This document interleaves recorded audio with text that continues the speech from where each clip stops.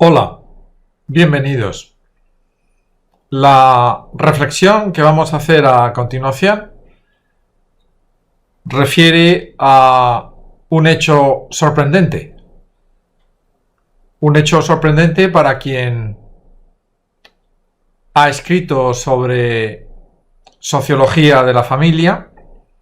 De hecho, bastantes de las cosas a las que nos vamos a referir a continuación están tratadas en un libro que ya tiene unos años, pero que creemos que es todavía muy vigente, que se llama Repensar la familia. Y el hecho de que el año 1994 San Juan Pablo II habló de la soberanía de la familia. Estas dos características o estas dos funciones de quien les habla, la de sociólogo más o menos experto en familia y la de cristiano, hacen que esa referencia de San Juan Pablo II a la soberanía de la familia produjo una sorpresa, una agradable sorpresa, en la que no hemos dejado de pensar a lo largo de los años. Y es por eso que en esta reflexión vamos a tratar de explicar, según uno entiende, ese concepto de soberanía familiar lanzado por San Juan Pablo II en la Carta a las Familias, Gratissimam Sane, en el año 1994. Uno piensa, naturalmente lo que vamos a hacer es una reflexión muy personal de alguien que se sorprendió por el lanzamiento de ese concepto y de alguien que ha estado estudiando la familia durante muchísimos años desde una óptica sociológica. Pensando en cómo argumentar ese concepto, hemos puesto como cuatro temas, puntos cardinales que pueden iluminar qué es lo que significa eso de la soberanía familiar, cómo puede ayudarnos a entender la familia, a entender la sociedad y a entender el futuro del mundo, y cómo puede ser un programa que nos ayude a vivir mejor. Hay, como decimos, 4 puntos que podemos tratar y a los que le hemos puesto título.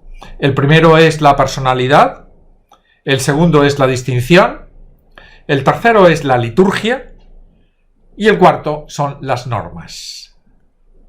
Vamos a tratar de ir punto a punto. Cuando hablamos de personalidad, ahí nos referimos al sujeto. A que la familia, que tiene personalidad porque es soberana, debe de ser entendida como sujeto. Algo que no es ni mucho menos común. Como sujeto de derechos, pero también como sujeto económico, como sujeto político, como sujeto civil. Si pensamos en la familia como sujeto de derechos, habrá que articular unos derechos de la familia, cosa que el Santo Padre hace en varios de sus escritos. San Juan Pablo II, nos estamos refiriendo a él.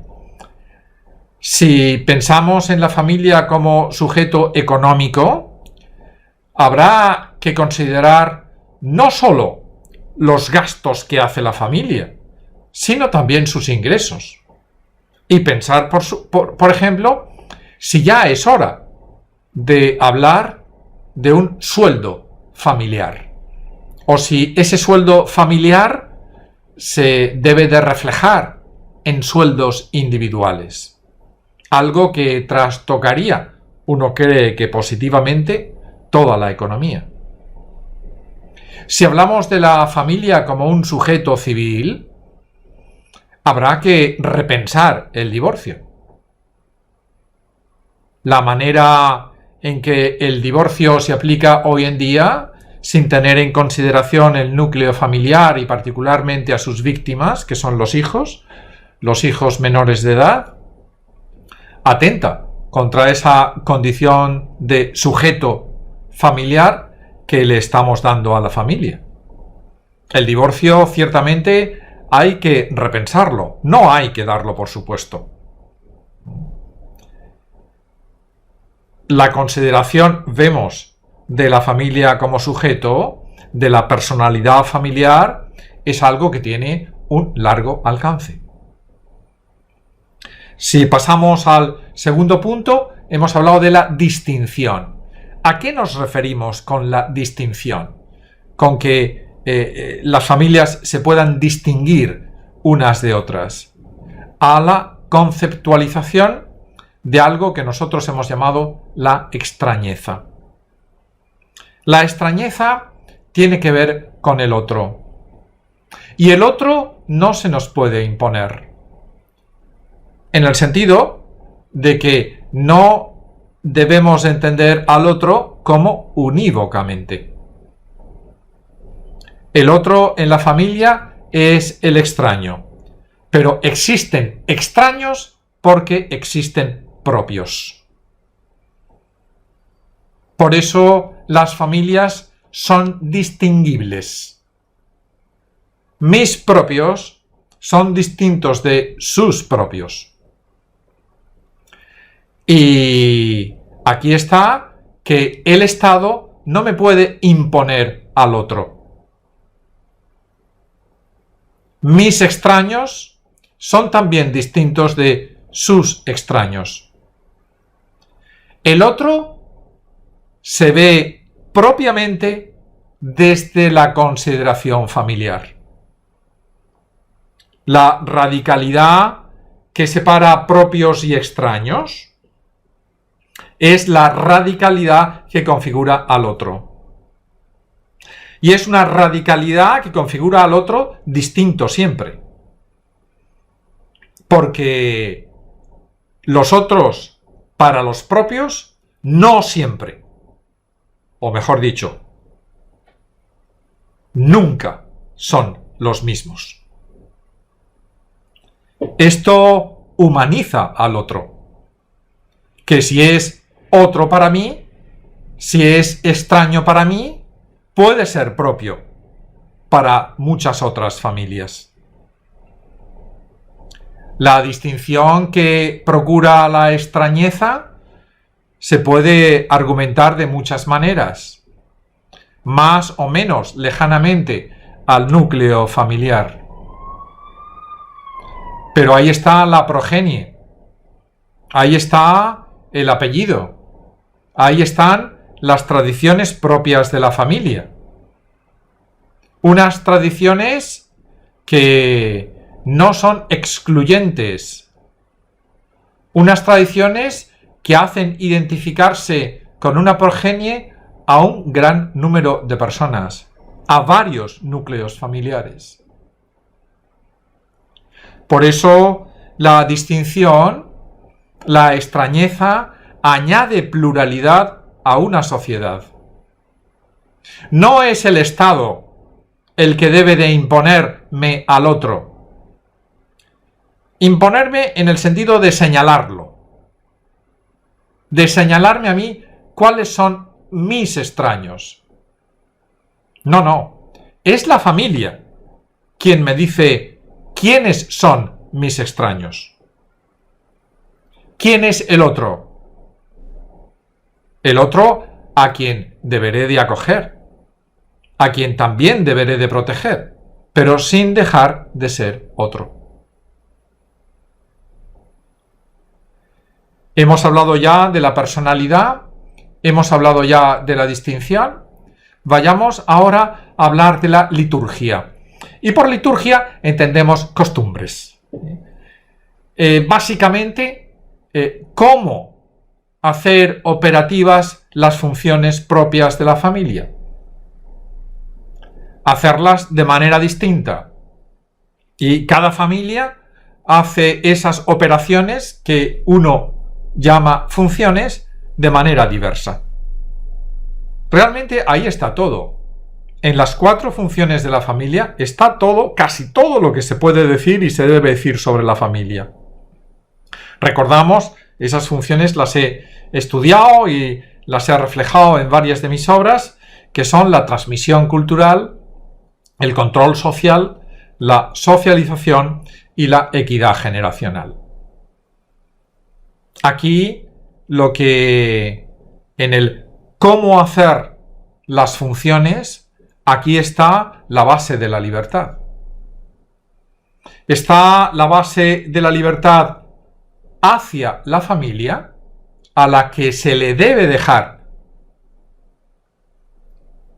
implementar esas funciones, y está la base de la libertad desde la familia, porque en la medida en que uno se beneficie en su familia de esas funciones bien llevadas, uno llegará a ser efectivamente libre.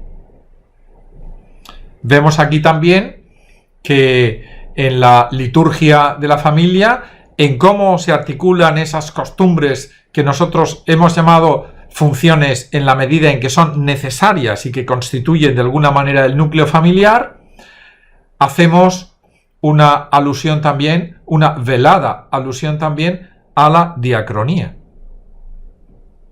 A la diacronía porque la equidad generacional es precisamente eso. Como una familia cuida tanto a sus mayores como a sus menores. Y esa liturgia propia, porque cada familia hará eso de manera distinta, esa liturgia propia también caracteriza la unidad familiar. Y por último, hemos hablado en cuarto lugar de las normas. ¿Qué es eso de las normas? Pues hablamos de normas ad intra, que es el qué hacer de la familia. Antes hemos hablado de cómo hacer las funciones, ahora del qué hacer en la familia, y de normas ad extra, que es la responsabilidad familiar, la responsabilidad social de la familia hacia fuera de ella. Por lo que se refiere a las normas ad intra, ahí está, por ejemplo, ese binomio que siempre hay que mencionar a la hora de hablar de la familia, que es el binomio que conforman la autoridad con la diversidad familiar. No todas las familias articulan su autoridad de igual manera. Lo hacen de manera diversa. Ahí están las tradiciones familiares, manifestadas fundamentalmente en torno a 2 momentos: el momento de fiesta y el momento de duelo. Es una manifestación, la fiesta y el duelo son una manifestación de la verticalidad. Las normas ad intra articulan la verticalidad familiar, algo que tiene que ver con la diacronía en torno a la herencia. Una herencia que puede ser patrimonial, pero que es mayormente cultural, y es a la que nos estamos refiriendo ahora. Una herencia cultural que articulan unas vivencias, un modo de hacer, un modo de mandar, un modo de obedecer. Y por lo que se refiere a las normas ad extra, ahí está la responsabilidad social, que fundamentalmente se manifiesta en la acogida. Señalamos al otro porque el otro muchas veces necesita ser acogido sin dejar de ser otro. La responsabilidad social de la familia implica necesariamente la participación. La participación civil, la participación religiosa, y aquí, de la misma manera que en las normas ad intra nos hemos referido a la verticalidad, aquí aplica la horizontalidad. Estas 4 notas de la soberanía familiar tienen un largo recorrido. La personalidad, la distinción, la liturgia y las normas. Y en la medida en que las entendamos bien, llegaremos a entender, creo yo, un poquito más ese concepto de familia soberana. Porque la familia soberana hace referencia al poder. O, mejor dicho, hace referencia a la independencia del poder. Es una aplicación de la subsidiariedad. Cuando enarbolamos ese eslogan de más familia y menos Estado, nos estamos refiriendo a la subsidiariedad. A que el Estado deje de hacer a la familia, a que no la suplante y que al mismo tiempo el Estado actúe cuando la familia no opera. Que solamente cuando la familia no llegue, entonces llegue el Estado. Porque mientras la familia llegue, mientras eso ocurra, ahí habrá más humanidad, más justicia y, sobre todo, más libertad. El concepto de familia soberana, entender la familia como sujeto, un sujeto responsable, da pluralidad a la sociedad, da libertad. Quita poder al Estado, pero apunta, sostiene y fundamenta la responsabilidad de los individuos que viven en la unidad familiar. Hemos de entender que la familia soberana es como algo dinámico. La familia vive en el tiempo. En un tiempo que es edad y en un tiempo que es cultura. Y de la misma manera que uno, cuando tiene unos años, ocupa un lugar en la familia y cuando tiene otros años ocupa otro lugar en la familia, y que de alguna manera eso cambia muchas cosas dentro de la familia, también cuando el tiempo pasa culturalmente hablando, las familias, nosotros los humanos somos seres culturales, las familias se adecúan y de alguna manera conforman también, o deberían de conformar, la cultura de su tiempo. El estudio de la familia es fundamental para la sociología. El estudio de la familia también tiene muchas implicaciones para la historia de la cultura. El estudio de la familia implica también algunas de las metas más importantes para la economía y también para la armonización judicial de una sociedad más equitativa y justa. El estudio de la familia nos alumbrará esos huecos de libertad que hay que rellenar. Gracias a San Juan Pablo II por hablarnos de la soberanía familiar. Muchas gracias también a todos ustedes.